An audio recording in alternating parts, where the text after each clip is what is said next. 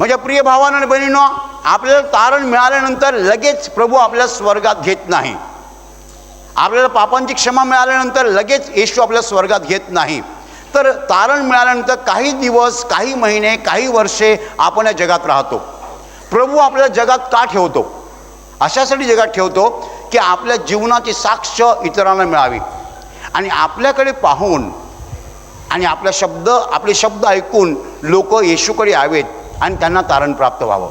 खरं आहे की तुम्ही बदललेला आहात, खरं आहे की तुमचं नाव स्वर्गात लिहिलेलं आहे, खरं आहे तुम्ही मेल्यानंतर स्वर्गात जाणार आहात. तरीही देव तुम्हाला आत्ताच बोलावत नाही. का बोलावत नाही? तुम्हाला आता काही काळ या जगात काढावा लागेल आणि देवाची साक्ष द्यावी लागेल. हालेलुया.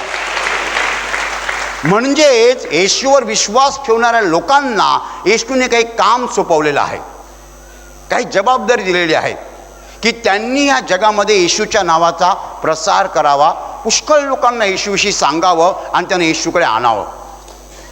आणि माझ्या प्रिय भावांनो आणि बहिणींनो, जे लोक विश्वास ठेवतात येशूवर, त्यांच्यावरती एक येशू स्टॅम्प मारतो.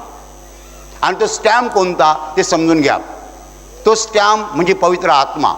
देव अशा लोकांना पवित्र आत्मा देतो. देव अशा लोकांना पवित्र आत्मा देतो. मग येशूने, ज्यांनी येशूचा स्वीकार केलेला आहे, अशी माणसं कशी ओळखणार? ओळखण्यासाठी देवाने एक चिन्ह दिलेलं आहे, आयडेंटिटी मार्क दिलेला आहे. आणि चिन्ह काय आहे? अशा लोकांना देव पवित्र आत्मा देतो. हा जो पवित्र आत्मा देव देतो तो कोणाला देतो? पुन्हा आम्ही सांगतो, येशूवर विश्वास ठेवणाऱ्या लोकांना देतो.